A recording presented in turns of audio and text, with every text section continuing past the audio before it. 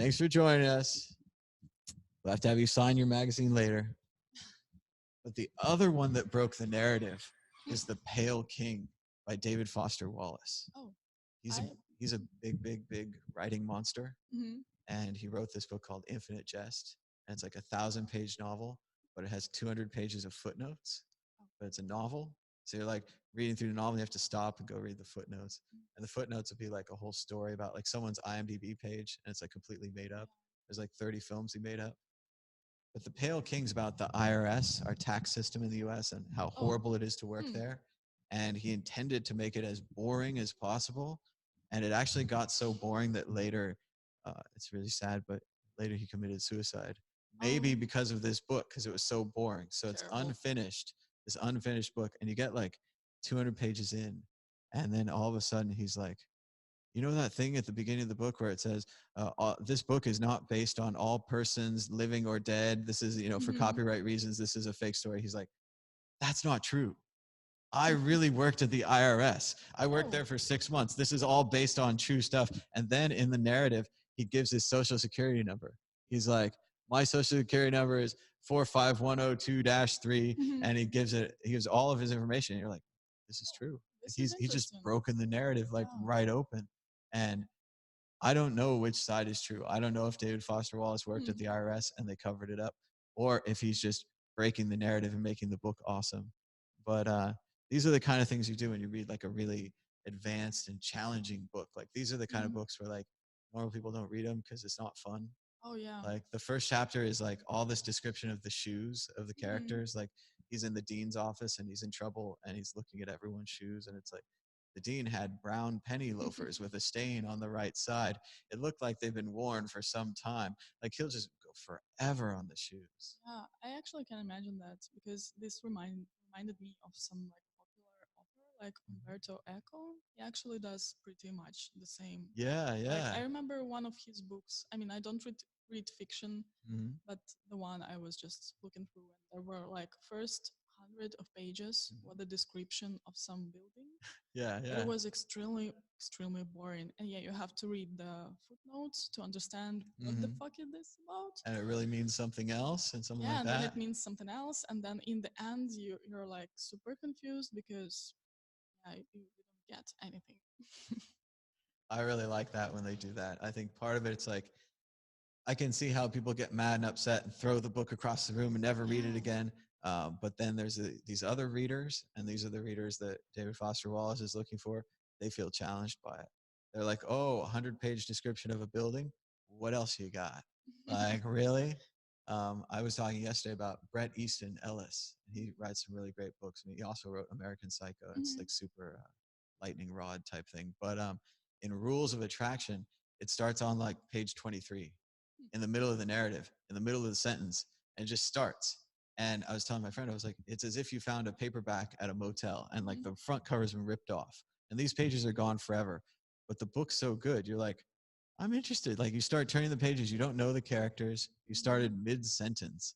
Everyone who reads it starts mid-sentence. I just think that's just such a great like trick. And obviously now that it's been used, I can't use it. No one can use it without stealing it. But what a great idea. Yeah, I mean, I think that's really, I mean, maybe it's boring, but it really shows that like the mastery that person actually can write books. Yeah, yeah. And how truly creative you can be. And I tried to write like movies or screenplays for a while, and you always get hung up because you're like, oh, I don't have money for a spaceship. I don't have money for a green screen. Whereas in a book, it's like, you imagined this thing and you just write it down and that's it. You don't have to own a giant spaceship or any of these things. Yeah, exactly. I mean, reading such books is also like a training for you if you want to write something, because I also wrote just like some stories, Yeah, like yeah. some fiction. Nice. And I remember that it really helped me just to analyze how they do it. I mean, it's boring, but like from the technical side, you see how they build like the narrative. Yeah, yeah. Things like words they use and like how many adjectives and how they Sure, the flow of it. I know Hunter S. Thompson, we were talking about, he used to write out F. Scott Fitzgerald books. He would type them back. because he wanted to feel what it felt like to write something so good. Yeah. And then later on, he wrote books that everyone loves, and now people want to feel what it feels like to be him, and that same thing. Yeah, I've definitely tried to write some stuff too. It's pretty fun. It's a Yeah. lot of work, but I like the results on the other side. Like I did this thing, National Novel Writing Month.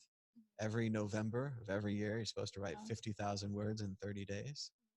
The key is to get at it early and do like some like heavy days early on and have a good story. And then if you succeed, all you have to do is write the 50,000 words. It doesn't have to be a very good book or the best book ever or any of those like pressure things that you put upon yourself. But no, I won. I wrote the 50,000, so it was pretty fun. That's cool. And what is the outcome? I mean, are there any prizes? Oh, well, I mean, I call myself a winner because I wrote the 50,000 words, so like I can brag about it to everyone. Jeremy in the audience has read it. He committed a bunch of fixes for all my grammar and my commas and the things I get wrong. So now the prize is I have to go through all those corrections and try to make it better, and then I have to try to improve it, and then I have to try to publish it or give it away or try to get people to read it, and then I have to write something else. So it's always something. And then, yeah, they want me to do it again in like 11 days when it's November. But I don't know. I don't have like great ideas. Like I had a good outline for that one, and I think that was really useful. But then at some point, the characters started doing whatever they wanted, and I was like, had to deal with that. But it was really fun, and takes a lot of time, a lot of focus, and much harder than people think. But it's rewarding. Yeah. And do you read some nonfiction books? I read all the Trump books. I know everything about Donald Trump, all the people that used to work with him, and all the insider sources. I read a lot of history. That was what my degree was back in the day. And so I'm pretty up on history and history books, and then computer books or sci-fi. And yeah, right now I'm way into this fail book where they cut the guy's brain up and they put him in the computer. And then they had this other thing where there was a fake nuclear attack on the city of Moab, Utah. And it was an internet hoax. They cut off the internet. They put up some fake videos. They made millions of dollars selling the fake videos. And they made half the public believe that Moab is gone. And then there's this split of reality between people that believe it was a hoax and people believe it was real. And this guy comes along and he tries to fix it by like making everything on the internet fake and just like putting out all these fake everything all over everything. And he wants us to go to something they talk about here with like the blockchain and the crypto and the trusted internet where everything is signed so it can be trusted, it can be sourced back to the source. And instead it goes the other way. The internet is so full of garbage now that people hire editors to bring in their incoming and their outgoing feed. Now, if you have a good editor and you're rich, you get truth. If you're a bad editor and you're poor, you get like crap information. And then now they're working a lot on building this afterlife world for the brains or whatever they are. And the whole world seems like they're going to spend all their resources fixing this afterlife world. And I think we might even be creating the next step of human evolution that like everyone just plugs in and like no one wants to live in the normal world anymore. They just want to live in this afterlife because you'll never die. But then if nobody's out there fixing the computers and plugging in more memory or whatever, then all the afterlife people are in trouble. So yeah, that's I think that's a cool story plot. It really reminded me about one movie. Maybe you saw it. It is called Existence. It's from early David Cronenberg, and it's a video game movie. Yeah, it's about the video game, and yeah, I mean, I don't want to spoiler, but it's one of my favorite movies. And yeah, well, that's another one like Philip K. Dick, where there's like multiple realities, and it's like you wake up and you're like, is this the base reality, or do I still have my goggles on? And you have to like. Yeah. That's how you can tell, right? I don't know. They look pretty. I don't know. You still might have goggles on. You just can't tell.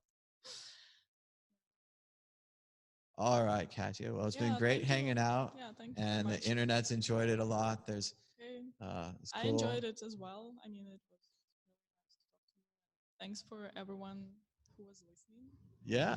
And check out Trezor at trezor.io. Yeah, for sure. Recommend it to your friends. Yeah, and soon we will have Black Friday. So if you want to buy Trezor, you may want to wait for a little bit.